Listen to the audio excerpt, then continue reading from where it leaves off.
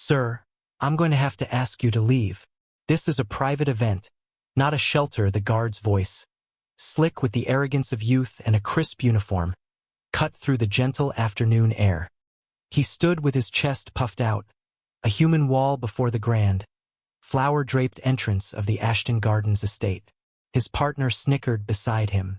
Before them stood an old man, his frame stooped by time, his suit coat worn thin at the elbows, a relic from a bygone decade. He didn't flinch. He simply clutched a small, worn wooden box to his chest, his gaze fixed past the guards to the celebration within. He wasn't looking for a handout. He was here to keep a promise made a lifetime ago. If you believe some promises are sacred and transcend time, type honor in the comments below. The old man's name was Samuel Vance. His hands, gnarled and spotted with age, had once held the heavy weight of responsibility, but now they trembled slightly as they protected the simple box. He had traveled for 2 days on a series of rattling buses to be here, the invitation not a crisp piece of cardstock but a verbal promise extracted from a young boy years ago. "When I get married, Uncle Sam, you have to be there." Front row, that boy was now Captain Mark Thompson, son of the decorated General Robert Thompson, and today was his wedding day. Sam had watched Mark grow up in photographs and yearly letters, a vicarious uncle who lived a quiet life of solitude in a small town hundreds of miles away. His current circumstances were modest, a small pension and a one-bedroom apartment filled with memories, a stark contrast to the opulent scene unfolding before him. He was a ghost from a past of grit and sacrifice, now standing at the gates of a world of polished marble and champagne. "I'm a guest," Samuel said, his voice raspy but calm. "The name is Samuel Vance." The first guard, Miller, scoffed and tapped his tablet. Vance, nope. No Vance on the list. No Samuel either." He turned the screen dismissively towards Sam, as if the digital list was an irrefutable judgment. "Maybe under Thompson?" Sam suggested gently. "I'm a friend of the family." "A friend of the general?" The second guard, Davis, chimed in, looking Sam up and down with theatrical disbelief. "Right. And I'm the president. Sir, we've been instructed to maintain a very exclusive guest list. No exceptions." Wealthy guests began to arrive in polished luxury cars, their expensive perfumes mingling with the scent of roses. They cast fleeting, uncomfortable glances at the shabby old man being held at the gate, their expressions a mixture of pity and annoyance. A woman in a silk dress pulled her husband along, whispering, "Can't they handle this more discreetly? It's so unpleasant." The whispers were like tiny stones, pelting Sam's quiet dignity. He had faced down enemy fire without flinching, had endured hardships that would break lesser men, but this casual, public humiliation stung in a way he hadn't anticipated. Still, his resolve did not waver. "There must be a mistake," Sam insisted, his voice still even. "Mark is expecting me. He told me, if there was any trouble, to ask for Pathfinder." The word hung in the air, meaningless to the two guards. Miller rolled his eyes. "Pathfinder? Is that your code name? Look, Grandpa, we're done playing games. You have 60 seconds to turn around and walk away, or I'm calling the local PD to have you removed for trespassing." He placed a hand firmly on Sam's shoulder, intending to steer him away. It was a grave miscalculation. Though frail, Sam's feet seemed rooted to the ground. He didn't resist, but he didn't move. He simply stood there, a silent, unyielding testament to a promise. The pressure on his shoulder increased. "Let's go, old man.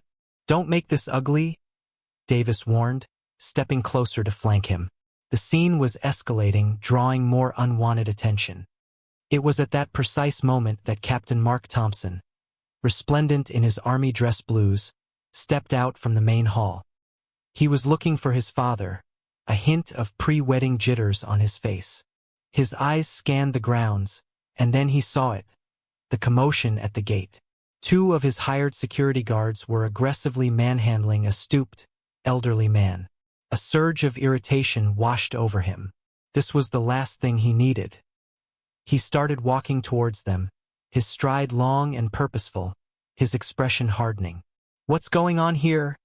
he intended to ask, his voice ready to be sharp and commanding. But the words died in his throat. As he drew closer, something about the old man's posture, the set of his jaw, struck a chord deep in his memory. His eyes fell to the small, dark wooden box clutched in the man's hands. It was a box he'd seen once as a child, pulled from a dusty footlocker. A box that held a story. His pace slowed, his mind racing, trying to connect the weathered, wrinkled face with the faded photographs from his father's study. And then, the old man looked up, and their eyes met. Recognition hit Mark like a physical blow. The world seemed to fall away. The music, the murmuring guests, the scent of flowers. All of it vanished. There was only the face of the man his father called a legend. A man he hadn't seen in person in over 20 years. Sam. The name was a choked whisper. He broke into a run, shoving past the stunned security guards without a second thought. Uncle Sam. He threw his arms around the old man, a gesture of such raw emotion and relief that the onlookers fell silent. Samuel Vance, who had stood unmoving against the guards' pressure, finally relaxed, patting the young captain's broad, uniformed back. "Told you I'd be here, kiddo?" he rasped, a small smile touching his lips. "Wouldn't miss it for the world." The guards, Miller and Davis, were frozen in disbelief, their hands hovering uselessly in the air. Their faces, once masks of smug authority, were now pale with confusion and dawning horror. "What in God's name were you doing?" Mark snarled, turning on them, his voice dropping to a low, dangerous growl that every soldier recognized as a prelude to fury. "Get your hands off him, now!" Before they could stammer out an excuse, a second figure emerged from the hall. General Robert Thompson, his chest a constellation of medals and ribbons, had noticed his son's abrupt departure. He strode out, an imposing figure of authority, his brow furrowed with concern. "Mark, what's the hold-up?" His eyes followed his son's gaze to the old man. The general stopped dead in his tracks.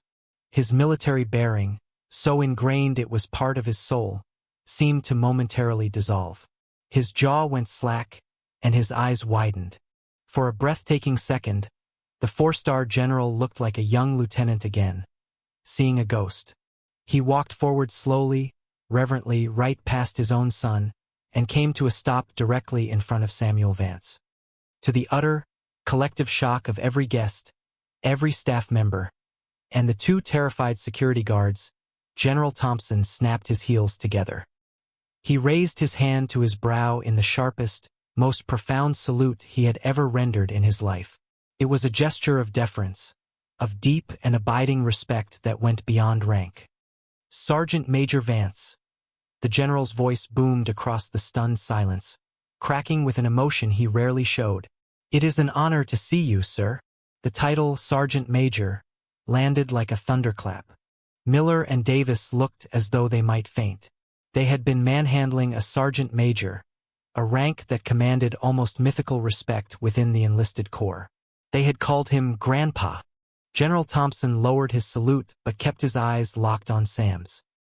He turned his head slightly, addressing his son but speaking loudly enough for all to hear. His voice was thick with the gravity of memory. "Mark, you see this man? This is the Samuel Vance. The man they called Pathfinder Sam." He gestured towards Sam with a trembling hand. "He is the reason I am standing here today. He is the reason you are standing here today. When my entire command was pinned down in a sandstorm, communications cut, lost in hostile territory, he found a path. When my vehicle was hit by an IED and burst into flames, he was the one who pulled my unconscious body from the wreckage, shielding me with his own." The general's gaze hardened as it fell upon the two guards. His voice dropped, becoming dangerously quiet, a cold blade of command.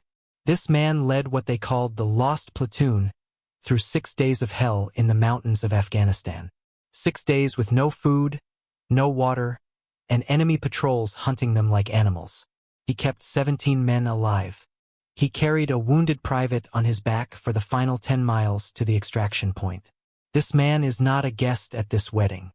He is the foundation this family is built upon.